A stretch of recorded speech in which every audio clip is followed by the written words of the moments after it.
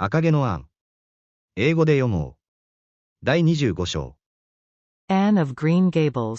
Chapter 25. Matthew insists on puffed sleeves. Matthew was having a bad 10 minutes of it. He had come into the kitchen, in the twilight of a cold, grey December evening, and had sat down in the woodbox corner to take off his heavy boots, unconscious of the fact that Anne and a bevy of her schoolmates were having a practice of the Fairy Queen in the sitting room. Presently they came trooping through the hall and out into the kitchen, laughing and chattering gaily.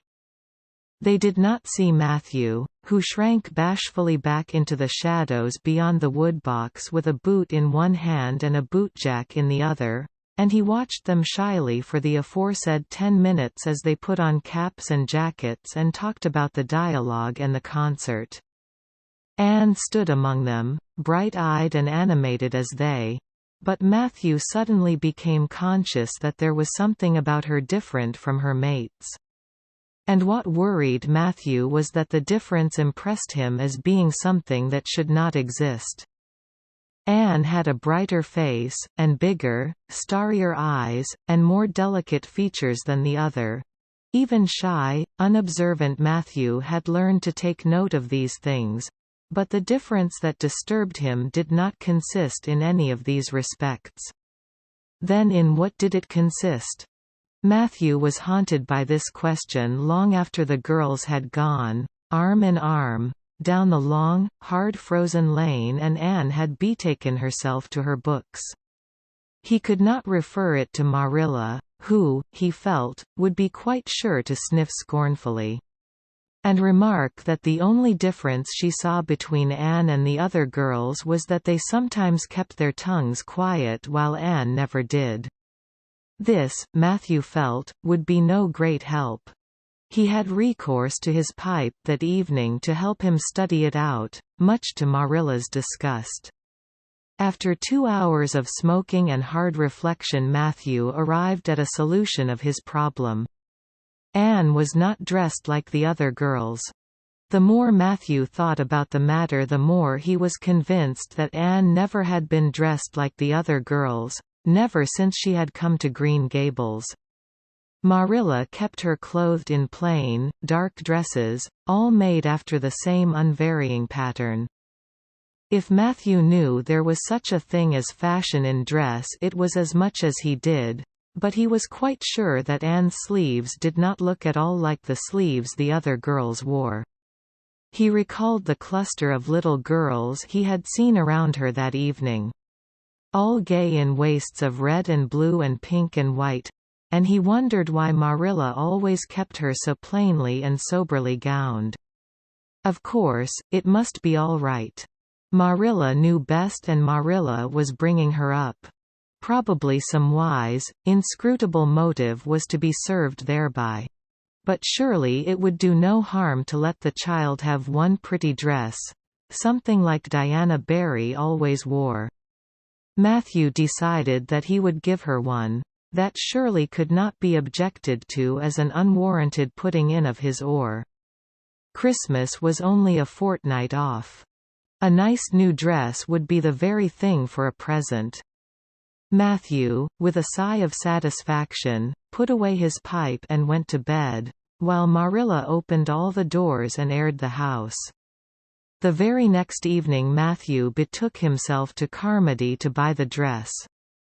Determined to get the worst over and have done with it.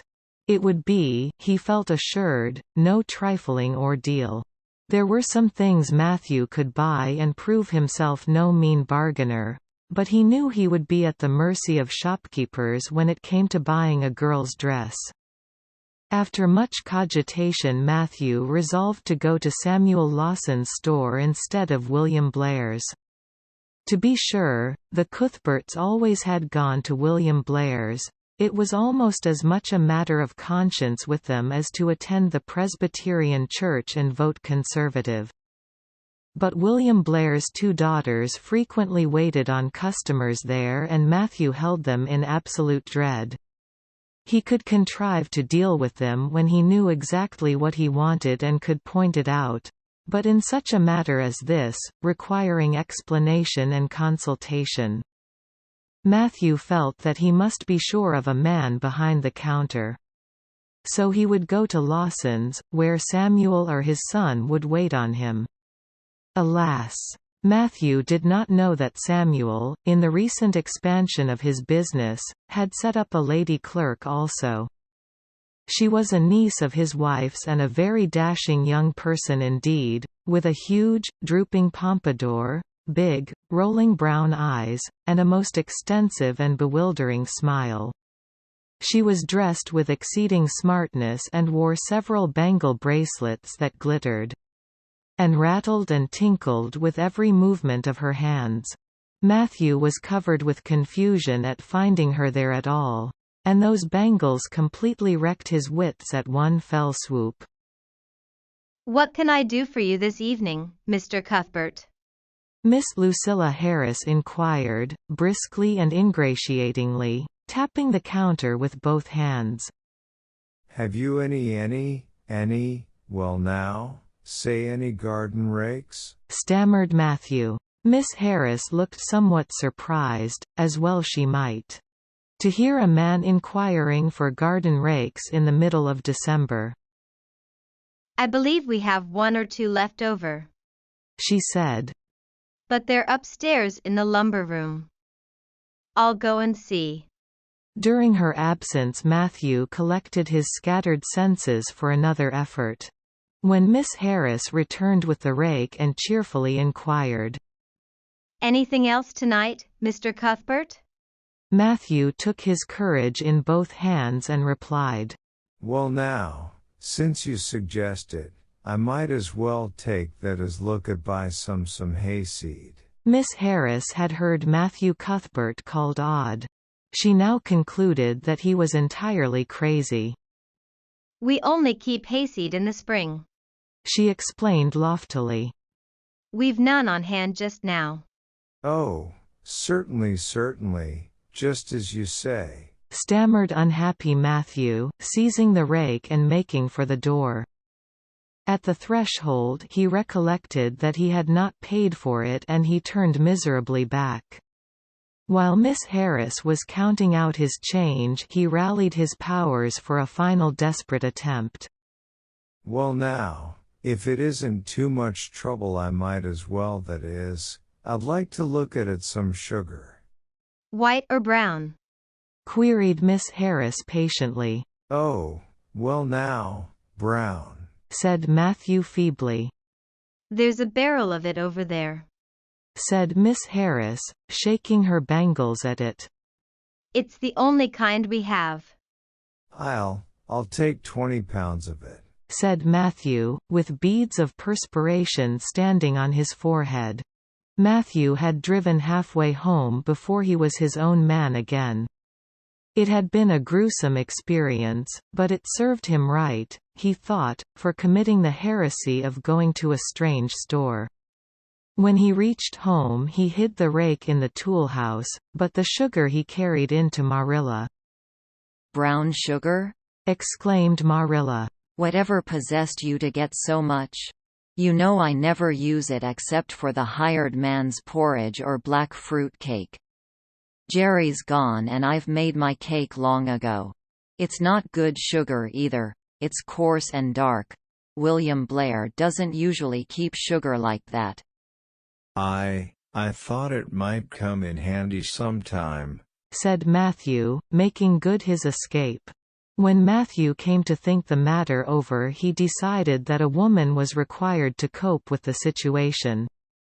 Marilla was out of the question.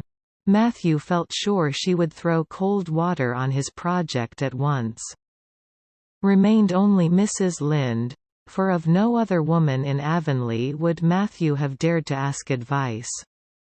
To Mrs. Lynde he went accordingly, and that good lady promptly took the matter out of the harassed man's hands. "Pick out a dress for you to give Anne?" "To be sure I will. I'm going to Carmody tomorrow and I'll attend to it. Have you something particular in mind?" "No? Well, I'll just go by my own judgment then. I believe a nice rich brown would just suit Anne, and William Blair has some new Gloria in that's real pretty. Perhaps you'd like me to make it up for her too, seeing that if Marilla was to make it, Anne would probably get wind of it before the time and spoil the surprise? Well, I'll do it. No, it isn't a mite of trouble. I like sewing. I'll make it to fit my niece, Jenny Gillis, for she and Anne are as like as two peas as far as figure goes. Well now, I'm much obliged. said Matthew. And, I dunno, but I think they make the sleeves different nowadays to what they used to be. If it wouldn't be asking too much, I'd like them made in the new way. Puffs? Of course. You needn't worry a speck more about it, Matthew. I'll make it up in the very latest fashion, said Mrs. Lynde. To herself she added when Matthew had gone. It'll be a real satisfaction to see that poor child wearing something decent for once. The way Marilla dresses her is positively ridiculous, that's what, and I've ached to tell her so plainly a dozen times. I've held my tongue though, for I can see Marilla doesn't want advice and she thinks she knows more about bringing children up than I do, for all she's an old maid. But that's always the way. Folks that has brought up children know that there's no hard and fast method in the world that'll suit every child. But them as never have think it's all as plain and easy as rule of 3, just set your 3 terms down so fashion, and the sum'll work out correct. But flesh and blood don't come under the head of arithmetic, and that's where Marilla Cuthbert makes her mistake. I suppose she's trying to cultivate a spirit of humility in Anne by dressing her as she does. But it's more likely to cultivate envy and discontent. I'm sure the child must feel the difference between her clothes and the other girls. But to think of Matthew taking notice of it. That man is waking up after being asleep for over 60 years. Marilla knew all the following fortnight that Matthew had something on his mind, but what it was she could not guess, until Christmas Eve, when Mrs. Lynde brought up the new dress. Marilla behaved pretty well on the whole. Although it is very likely she distrusted Mrs. Lynde's diplomatic explanation that she had made the dress because Matthew was afraid Anne would find out about it too soon if Marilla made it. So this is what Matthew has been looking so mysterious over and grinning about to himself for 2 weeks, is it? She said a little stiffly but tolerantly. I knew he was up to some foolishness. Well, I must say I don't think Anne needed any more dresses. I made her 3 good, warm, serviceable ones this fall, and anything more is sheer extravagance. There's enough material in those sleeves alone to make a waist, I declare there is. You'll just pamper Anne's vanity, Matthew, and she's as vain as a peacock now. Well, I hope she'll be satisfied at last, for I know she's been hankering after those silly sleeves ever since they came in. Although she never said a word after the first. The puffs have been getting bigger and more ridiculous right along. They're as big as balloons now. Next year anybody who wears them will have to go through a door sideways. Christmas morning broke on a beautiful white world. It had been a very mild December and people had looked forward to a green Christmas, but just enough snow fell softly in the night to transfigure Avonlea. Anne peeped out from her frosted gable window with delighted eyes. The firs in the haunted wood were all feathery and wonderful. The birches and wild cherry trees were outlined in pearl. The ploughed fields were stretches of snowy dimples, and there was a crisp tang in the air that was glorious. Anne ran downstairs singing until her voice re-echoed through Green Gables. Merry Christmas, Marilla. Merry Christmas, Matthew. Isn't it a lovely Christmas? I'm so glad it's white. Any other kind of Christmas doesn't seem real, does it? I don't like green Christmases. They're not green, they're just nasty faded browns and grays. What makes people call them green? Why, Matthew? Is that for me? Oh, Matthew. Matthew had sheepishly unfolded the dress from its paper swathings and held it out with a deprecatory glance at Marilla, who feigned to be contemptuously filling the teapot, but nevertheless watched the scene out of the corner of her eye with a rather interested air. Anne took the dress and looked at it in reverent silence. Oh, how pretty it was! A lovely soft brown Gloria with all the gloss of silk. A skirt with dainty frills and shirrings. A waist elaborately pin-tucked in the most fashionable way, with a little ruffle of filmy lace at the neck. But the sleeves, they were the crowning glory. Long elbow cuffs, and above them 2 beautiful puffs divided by rows of shirring and bows of brown silk ribbon. That's a Christmas present for you, Anne, said Matthew shyly. Why, Anne, don't you like it? Well now. For Anne's eyes had suddenly filled with tears. Like it? Oh, Matthew. Anne laid the dress over a chair and clasped her hands. Matthew, it's perfectly exquisite. Oh, I can never thank you enough. Look at those sleeves. Oh, it seems to me this must be a happy dream. Well, let us have breakfast, interrupted Marilla. I must say, Anne, I don't think you needed the dress. But since Matthew has got it for you, see that you take good care of it. There's a hair ribbon Mrs. Lynde left for you. It's brown, to match the dress. Come now, sit in. I don't see how I'm going to eat breakfast, said Anne rapturously. Breakfast seems so commonplace at such an exciting moment. I'd rather feast my eyes on that dress. I'm so glad that puffed sleeves are still fashionable. It did seem to me that I'd never get over it if they went out before I had a dress with them. I'd never have felt quite satisfied, you see. It was lovely of Mrs. Lynde to give me the ribbon too. I feel that I ought to be a very good girl indeed. It's at times like this I'm sorry I'm not a model little girl, and I always resolve that I will be in future. But somehow it's hard to carry out your resolutions when irresistible temptations come.